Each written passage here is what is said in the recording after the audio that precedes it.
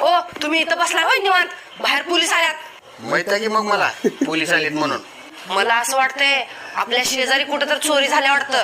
चोरी तर घरात पण झाले. म्हणजे पोलीस याच्यासाठी आलेत आपली शेजारी पळून गेले. होय का? म्हणून तुम्ही इथं उदास बसलाय होय. मला आधीपासूनच तिच्यावर शंका होती. तिचे लक्षण व्यवस्थित नव्हते. तुम्हाला माहित आहे का, तिचा माझ्या भावावर सुद्धा डोळा होता. धन्यवाद रे देवा, माझा भाऊ एवढा इमानदार निघाला. तिच्या बाबतीत मला सगळं काय खरं खरं सांगून टाकला. म्हणून मी माझ्या भावाला रात्रीच पळवून लावले. आणि ते बियाणं पळून गेलं. पळून गेला? होय. किती पैसे दिले त्याला? 10,000.